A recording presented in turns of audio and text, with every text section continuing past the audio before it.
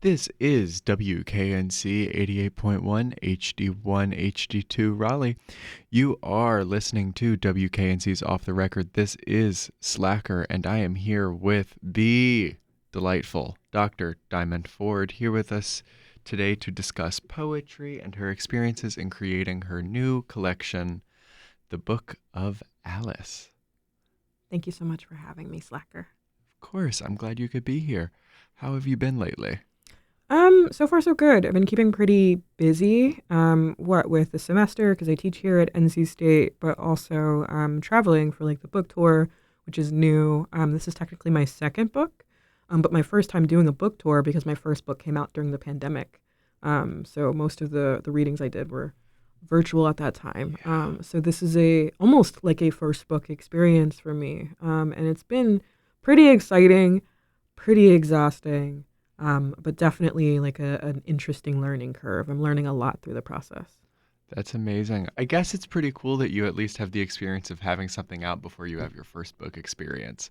You're not going in completely blind. I imagine it would be quite a lot to tour without much basis. It makes a big difference. Because it's not my first book. I've also learned about the kind of value of the marathon. That we put a lot of pressure, I think, on the success of the book in the first year.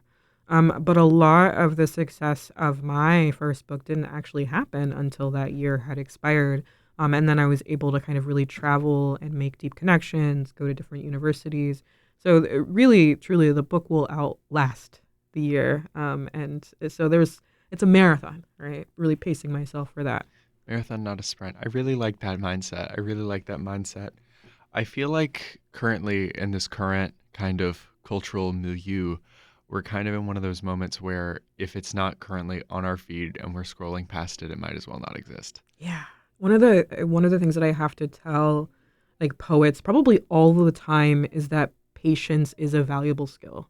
Right? This is like Mm, a kind of question that comes up all of the time is like the process of like making a book or the process of like ending a poem, like what sort of things do I do to kind of allow that to happen? And to be perfectly honest, it's a boring answer, but it is a necessary answer to say like you do need to have patience and you do need to cultivate patience. Like one of my favorite things to ask folks is like, how long do you think it took me from the very first poem I wrote for the book to the very day, like January 20th, when the book came out? Like, how much time do you think went by? How much time do you think? oh, I feel like I cheated because full transparency with our listeners, I took a class with Dr. Forde last semester, a poetry workshop, and I have to say we did read one of her poems, and you said I think one of them you started while you were in college, so I'm guessing at least 5 years. At least 5 years. 5 years is a great guess. It took like 9 years. Yeah, 9 years from that first poem. Because when I wrote that poem, I was in like my master's program, right? And that was Right. the poem that made me realize I had some mourning to do. And Of even course. then, it still took time after I wrote that poem to like conceptualize a project or conceptualize that like I had more elegies to write. And so really allowing space for life to creep in, Yeah. right? Because I think if I had tried to write this book while I was in my master's program, it wouldn't have worked. Right. I didn't have the life skills. I'm really struck by saying you had more elegies to write. Mm. That is such a fascinating way of approaching this. And I think that's something that writing is really great for as a way of just, is the kind of being able to see yourself on the page in a sense. It's a kind of reflection. And I think that something I've at least learned from you and something that poetry teaches as a whole is that there's so much meaning that we don't even intend to code into what we write. I think, as you were saying earlier, like the ways that we engage with our phone, there's like so many distractions from ourselves, right? And to be perfectly honest, I don't know who I am. And so poetry becomes the vehicle that I use to discover myself, Ooh, right? That I am writing as a way of understanding the truth. And to be perfectly honest, to get to that capital T truth, there's a lot of like noise that I have to kind of climb through. There's a lot of kind of yeah. conflicting ideas that I have to kind of climb through. There's a lot of lies that I've told myself that I have to kind of get past. And so, in order to kind of really understand who I am, poetry gets me a little bit closer each time I write. That's inspiring. Thank That's you. really fantastic. I want to go back a minute. I want to zoom out a minute. Um, you said you had your first book. I believe it's called Mother Body. So, what was the process for that, like writing that in comparison to the Book of Alice? How would you compare those two processes? That's a great question. To be perfectly honest with you, I think the biggest difference between the two of them is intention. Mm. So when I wrote Mother Body, I actually wrote it by accident. And so essentially what I'm trying to say is like I was in my master's program, and we had to create a graduate thesis at the end. And my thesis was about interracial intimacies, especially within the 1960s. So I was writing a lot of persona poems through Richard and Mildred Loving, Eartha Kitt, Sammy Davis Jr., Dorothy Dandridge. I was like writing these series of like phenomenal poems, really exploring like why I have a white partner and why that's not illegal anymore, Right. right? And so that was the project that I was actively working on at the time. But while I was working on that project, I was also navigating probably some pretty difficult and alienating circumstances that made it feel really hard to exist within my body. Mm-hmm. I was dealing with some medical issues that were making it really hard for me to get out of bed some days. And when I would tell doctors about it, he would like look at me and be like, "What do you want me to do about that?" And I'm like, "Help me." That is Um, so horrible. it's weird, right? I would have students who were not mine drive by me in an SUV on campus and hurl like racial slurs at me out of the window, and getting a lot of really volatile pushback in some of the papers I would assign. I had a student write in his paper that if all black people left the South wouldn't be fat anymore, right? And he's like telling me this because I am the fat black woman grading his paper, right? My So God. this is his sneaky way of saying like get lost. And so all of these things were like really heavy and really making it hard to survive in that space at the time. And so what I was doing was like while I was working on this project, I was also just writing poems on the side that were like giving me permission to live. So I was just like writing all of these poems, writing whatever I wanted to write, writing and exploring myself, the circumstances that I was navigating, really thinking about what does it mean to mother the South, right? Right. To be existing in a kind of like femme body and have the ideas of motherhood ascribed onto my body is something I'm not interested in. So what are alternative ways of thinking about mothering? And so I'm writing all of these poems, just trying to save myself. And then by accident, I just had like a book's worth of poems. And even then, I wasn't going to do anything with them. I had a friend text me the day that Saturnalia's contest was going to close, and they were like, "Hey, you should submit to this. I think your work would be great for it. I think they'd be really interested in it. Patricia Smith is the judge. She'll probably like your work. Like, you should do it." And I was like, "Okay, you're right." Yeah, That's why a good not? friend. Honestly, That's such a good friend. none of my books would exist without my friends. Ugh, None of them. I feel that completely. I feel that completely. Keep the right homies in your corner for sure. Yes. Yes, it will hold you down when you need it the most. So my homie was like, submit that work, and I was like, you know what, you're right, right? Because I needed somebody in that moment who believed in the work that I was doing more than I could believe in it myself. Mm.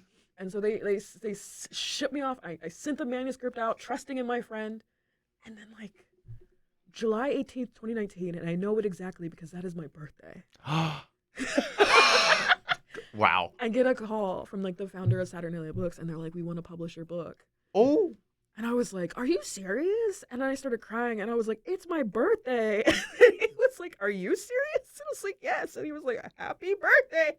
So again, like, Great present. the Great present. best. That is. Oh my God. So That's intention, impressive. Yes, right? intention.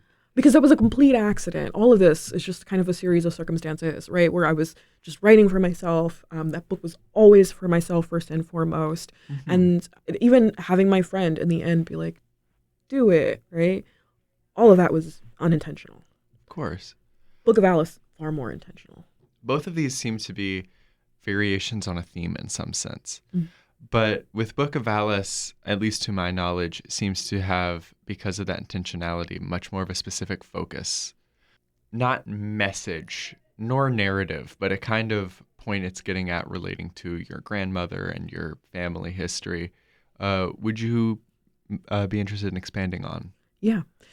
So I think the ways that they are similar is that it is kind of taking some of the larger conversations that I was opening up with Mother Body, thinking about what it means to exist in a racialized body, a kind of feminized body, what it's like to exist within a body defined by like disability, and all of these ways in which we treat physical embodiment as excessive, right? And Mm, then it wanted to build on that work. And so it wanted to think about the ways in which maybe like spirituality can be perceived as excessive and why, or even like the idea of poem, right? yeah, Like when I say like poem, most of us imagine some idea of a poem. So we have like a norm attached to poetry. right. And one of the things that I wanted to do is like, how do I reach outside of that norm? How do I kind of create poems that maybe don't look like poems or perform in ways that we don't expect poems to do? Yeah, And so this is really me trying to kind of like take off from the foundation that Mother Body started, but to like build it a little bit deeper. And I'm using my grandmother as a way of kind of like a vehicle, right, into that kind of deeper work. Because I lost her back in, I want to say 2007, wow. right? And so I talk about the Book of Alice as my attempt to like mourn her like a decade too late, is because I didn't have the safety that I needed to be vulnerable enough to mourn her until like a decade later, Right. when that found me.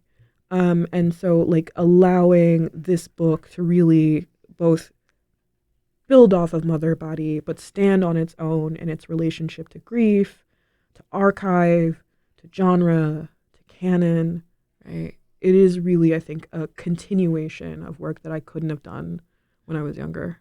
Absolutely. I think the maturity it shows to be able to recognize that growth relating to um, these kinds of common themes is how this kind of ostentatious, not overbearingness, but this perception is being seen as too much for merely existing, and how that plays into these kind of societally dictated roles that you, your grandmother, all kinds of people experience.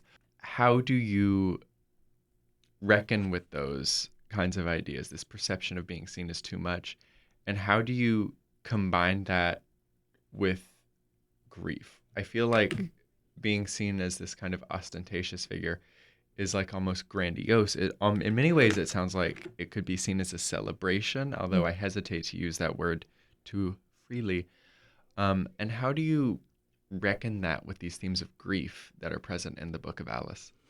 I think that part of the way that I am contextualizing too much is by first giving voice to what is considered normal, right? Mm, Which I think is a far more difficult tension than we think, because normalcy requires invisibility to exist, right? right. It has to be a thing that we take for granted, because the second that we try to define what is normal, it starts to all fall apart, right? Mm, And so, in order to embrace too muchness, which is, I think, a kind of relegation that is almost like a kind of metonym for blackness to me, because blackness does, I think, define the sort of benchmarks of excess, defines the benchmarks of too much, right? And so, what does it mean to exist as a fat black woman in the South, right? Who means that I'm always occupying that too muchness. What does it mean to have all of these ideas of too much define my existence, define my grandmother's existence? right. Right. And so if we're too much, okay, so then what's normal? Right. Hmm. And by making that and articulating into that, it's only when I can articulate that benchmark of normal that I can explore other ways, right, of embracing the too much. And I think that grief is the same way, right? Because we Ooh, have ideas of what is acceptable displays of grief in all emotion, to be perfectly honest. Acceptable displays of anger, acceptable displays of um, joy, even the elegy, right? yeah. So one of the things that I was really fascinated about is this tension between private and public displays of grief and where the elegy falls in that, right? So the Oh, idea of public grief used to be considered a feminine attribute, right? Like only women can cry in public, of right? course. And men have this kind of expectation of like stoicism, right? And so that means that grief is private. And because, again, patriarchy kind of forms the foundation of what we consider normal. It is one of those attributes of what we consider normal. We think that how we are supposed to approach grief is through this relationship to stoicism, right? That pain is something that's supposed to be productive. We're supposed to learn something from this, right? There's a lot of supposed to's in our relationship to grief. And so my first step is, one, articulating what is that supposed to, and then two, figuring out how do I reach beyond that? Because if we're honest with ourselves, grief doesn't care what we're supposed to do. No. Right? It's incredibly disruptive. It is. Famously so. All consuming. It even it disrupts the ideas of time. Yes. We create order out of time as a way of comforting ourselves. We say that this is the past, this is the present, and there's like a division in between. But what creates that division? And what happens when I am sitting in the now and this moment of past grief comes to me, and it comes to me like fresh and raw and visceral, and I can feel it in my body, and it still impacts me the same way as if I was right there, right then, right? There's this collapsing of time that happens with grief. Grief doesn't care about your weird markers and boundaries of what time is. Of course. Right? Grief is immediate and now and overwhelming and big. It is too much, right? And so if we allow for grief to be too much, what other discoveries open up in that possibility? Does that make sense? Oh, of course that makes sense. That's a fantastic answer. I think that allowing yourself to occupy those emotions, which can be seen as excessive or kind of, some could say indulgent, but I'm not saying that myself, you know? It's sometimes indulgent. It's a little bit. I mean, a little. But I don't want to say that because that almost makes it seem frivolous to call something indulgent. But I think that in saying that, to circle back to what I was saying earlier, calling it a celebration, I think allowing grief among all of these other emotions to occupy this space of excess is a fantastic way of analyzing not just yourself, but I guess limitations that are put on you. I think that in essence, poetry is something which is an exercise in being too much. It is not directly or not solely emotional catharsis, but that's a part of it. It's a big part. And I think allowing yourself to reach those emotional states is such a fantastic aspect of writing poetry. What kind of things would you say are your favorite parts? What are the perks that you particularly enjoy about being a poet? Oh, the perks of writing poetry? Yeah. Oh, poetry gives me a lot of permission. Yes. Poetry gives me a lot of permission. Like even thinking about like the kind of the tensions of celebration in the kind of act of writing an elegy. One of the things that poetry has taught me is that when we experience one emotion, it is never just one. Nope. Right? To say that like I am grieving my grandmother is also an acknowledgement that I have loved her, right? And what a joy that is. Yeah. And so the more that like I can make space in a poem to hold both of those emotions simultaneously, the more permission it gives me to be myself. Because Right. I am literally a being holding those conflicting emotions at once, right? I'm also a course. little angry at my grandmother sometimes. Right. She really messed up in terms of like the ways that she raised my mother. And I can hold those things and also mourn her and also feel grateful that I knew her. It gives me a lot of permission to be, but also to be without being flawless. Yes. Because if there's one thing that I think poetry loves, it's messiness. Yep. Right? 100% It agree. loves messiness. And so I am a messy human being, right? I am course. not perfect. I strive for You are. perfection. I think we all do. Right? Mhm. But in those attempts to strive for perfection, we're leaving parts of ourselves behind. And so if poetry can be a messy thing and still be beautiful in its messiness, beautiful in its ugliness, why can't I?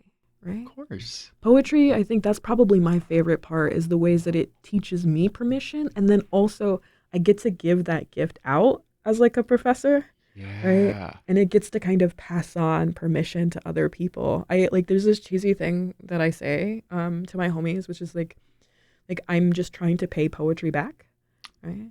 Because every wonderful thing that I've ever experienced in my life is because poetry brought it to me, right? Yeah, that's amazing. And so I'm just trying to like pour my energy back into poetry the way it's poured into me. Gratitude. Yes. Just the spirit of gratitude that possesses your writing. I absolutely love that. Poetry is gratitude. Yeah. Yes. Yes. I mean,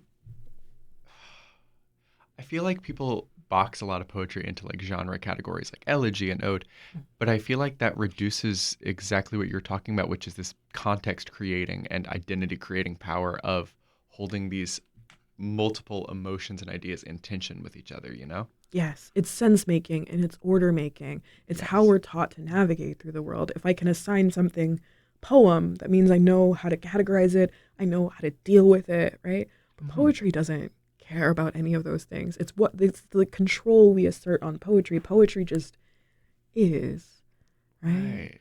And so are we. We just are, am, is, and then maybe eventually was, right? Yeah, But just because we shift into was doesn't mean that is never existed. exactly. Yeah. That's an amazing point. That is an absolutely amazing point. Um, so on poetry existing, on poetry's existence, I am curious in the poem that you brought to the studio with us. Is this from your new book? It is. Yes, this is Fantastic. from the Book of Alice. Wonderful. This poem is called Womaning. Love, God say, is obedience. So I obey.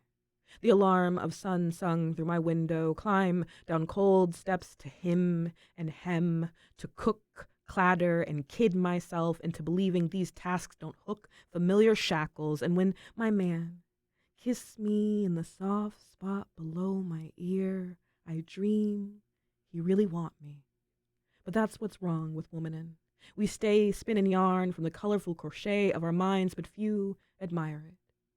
Dear Lord, why did you make me in your image if you wanted me to kneel?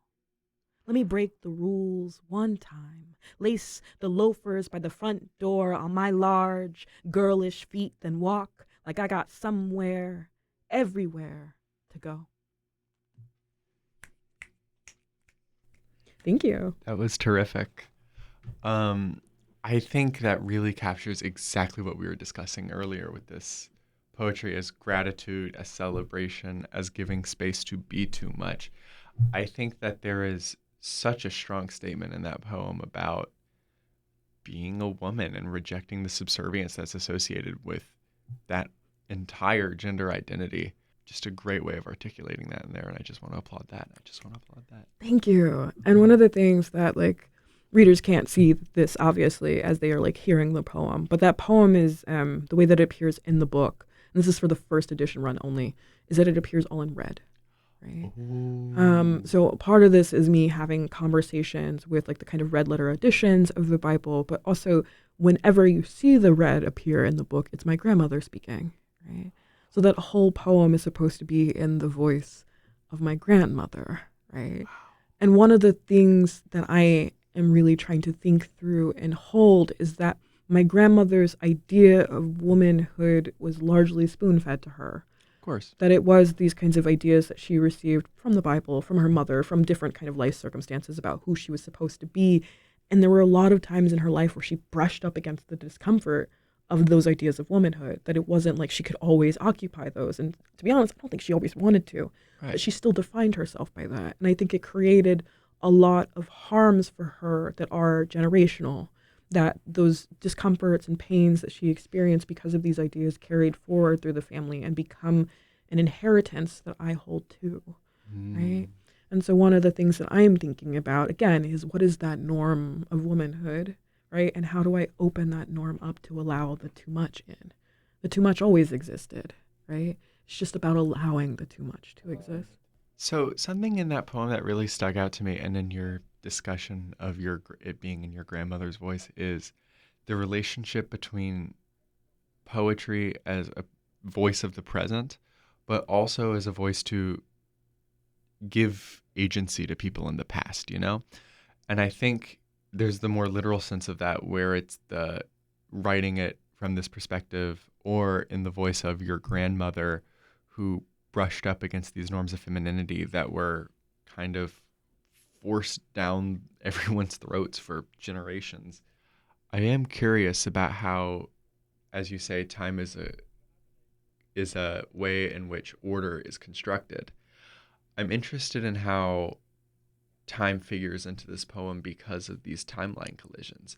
How would you say this poem explores these moments where you feel connected to your grandmother?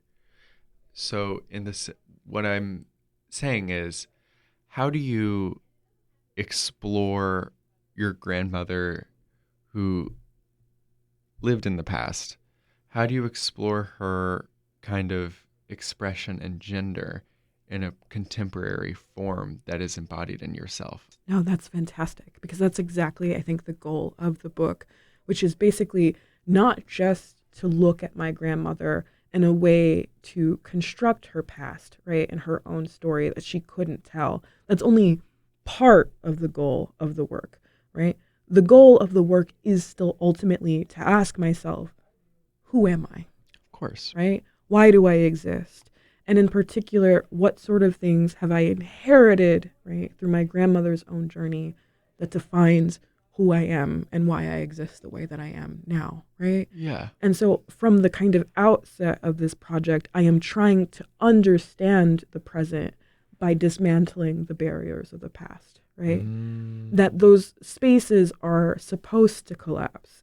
That part of the way that my grandmother's voice works in womaning, right, is because it is supposed to be a persona poem that I put on the mask of my grandmother, right, and perform my grandmother on the poetry page. But it doesn't matter how good the mask is. If I walked in here with a mask right now, you would still know it was me, right? And I think that this is actually the point of persona poetry. It's not about how good the mask is. It's about the points where the mask fails. Where do you see me peeking through those eye holes, right? Where do you see me? And so when you're encountering these poems where we're grappling about the past, the question is still always supposed to be, where do you see me? Where do you see now, right? Because I'm very interested in the kind of slippages between. Again, I think time is an illusion. I think that the concerns that I have as I navigate womanhood now are probably pretty similar to the concerns that my grandmother had when she was navigating womanhood in her 30s, right? Like, Right. it is unfortunately the kind of same story being told again, but it's Yeah. only until we hear the story that we can recognize the similarities in the first place. There's so many structures of silence that I think my grandmother's story could be lost to, right? That it could be lost to literally the fact that she'd passed away. One of the things that was probably the biggest obstacle to my creating this book was that a lot of our memories, our photo albums and stuff, we lost that because we lost storage units over the years, right? Because people were disabled and could no longer work, or people were fleeing from domestic abuse situations and could no longer go back to get their stuff. And so we lost things over the years. And so I'm literally thinking about these obstacles that have been created both systemically and also personal, and trying to reach through and find the story inside those silence. I just really love how there's such an exploration of the past and your context as an aspect of your identity in this.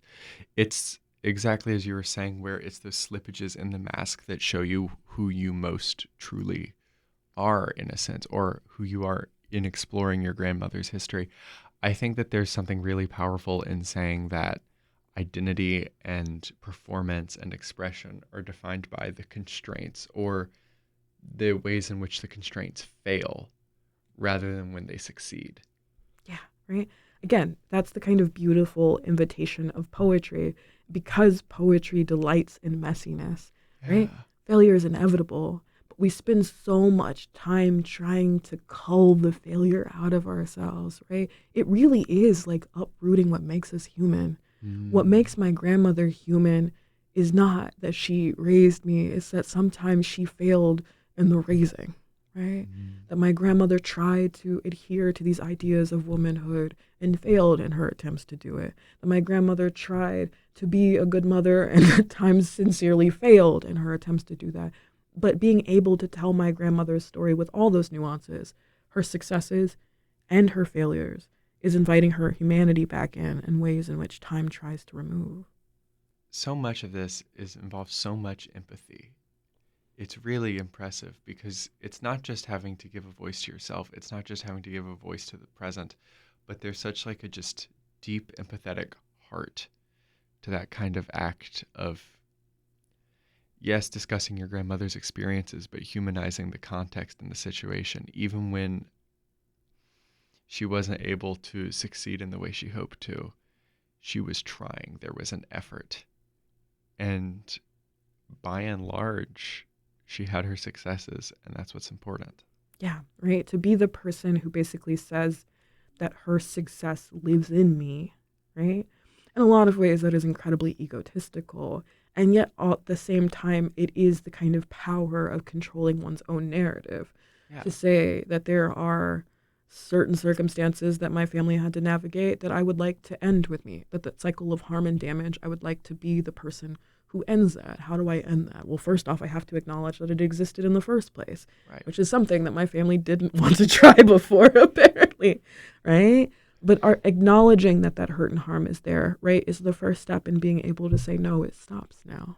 Right? Yeah. Recognition is the first step towards healing. Yes, right. And so, like, thinking about this as a part of a larger legacy that gets to live in me, and that my grandmother's survival is still here because that lives in me, right? As long as I'm still here too. And even still, now that it's in the book, my grandmother gets to survive in other people now, right? That her story and her legacy no longer just exists in me, it exists in all of the people who've been reading this book and deeply resonating with the book and learning something about themselves and learning something about their own family and feeling encouraged to recover their own family story. All of that work becomes a part of my grandmother's legacy, and it gets to carry so much farther than I can do physically, even on a book tour. Yeah, that's amazing. That's absolutely amazing. I just want to thank you so much for coming here and reading that poem My and joy. discussing all of this relating to poetry, identity, and just this power in being too much. Thank you so much for having me. I appreciate Of it. course, thank you so much for coming. Once again, this is WKNC 88.1 FM. That was Dr. Diamond Forde, and this is Slacker interviewing. Thank you so much for listening, and we appreciate all of you for tuning in. And this has been WKNC's Off the Record.